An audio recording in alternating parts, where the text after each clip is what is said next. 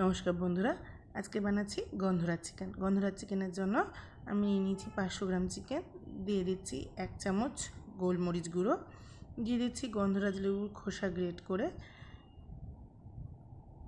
এবার দিয়ে দিচ্ছি 2 চামচ ধনে গুঁড়ো, এবার দিয়ে দিচ্ছি দুটো ছোটো সাইজের গন্ধরাজ লেবু রস চিপে। আমি 2 থেকে 4টে খোসাও এর সাথে ম্যারিনেট করব। ম্যারিনেট করে আধ ঘন্টা থেকে 1 ঘন্টা আমি এটা রেখে দেব। আপনারা চাইলে সময় অল্প থাকলে কম সময়ের জন্য ম্যারিনেট করে রাখতে পারেন।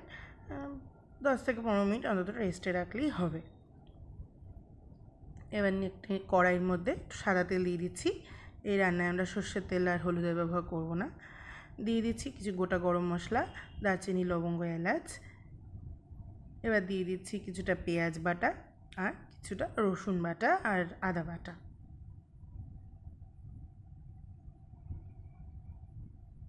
ভালো করে এটাকে কষে নিতে হবে।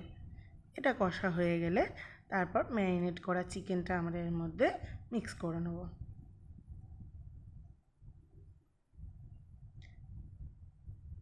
ম্যারিনেট করা চিকেনটা দিয়ে ভালো করে এটা কষিয়ে নিতে হবে। যে লেবুর খোসাগুলো দিয়েছিলাম সেগুলো ফেলে দিতে হবে।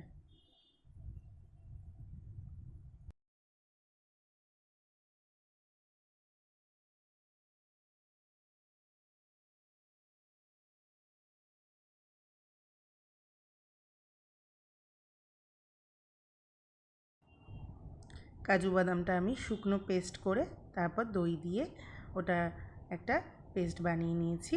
স্মুথ পেস্ট হবে। সেই পেস্টটা দিয়ে এবার নাড়াচাড়া করতে হবে। এই সময় লো হিটে রাখতে হবে, কারণ এটা লেগে যেতে পারে। বাটিটা ধুয়ে সামান্য জল আমি এর মধ্যে দিয়ে দেবো, দিয়ে ভালো করে এটাকে কষাতে হবে।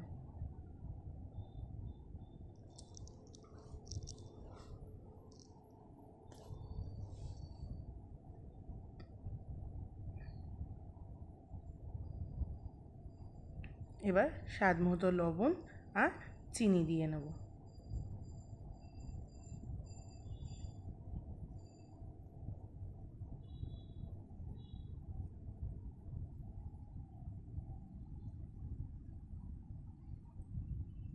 ভালো করে কষে গিয়ে এবার আমি কিছুটা ধনেপাতা কুচি দিয়ে দিচ্ছি। আপনারা ঝাল খেতে চাইলে এরকম সময় কটা কাঁচা লঙ্কা চিড়ে দিয়ে দিতে পারেন। এরপর কিছুটাক্ষণ নাড়াচাড়া করে আমরা নামিয়ে দেবো আমাদের গন্ধরাজ চিকেন। গন্ধরাজ চিকেনের রেসিপিটা আপনাদের কেমন লাগলো আমাকে কমেন্টের মাধ্যমে জানাবেন। ভালো লাগলে ঘরে ট্রাই করবেন। একটা লাইক শেয়ার করে দেবেন। Thank you.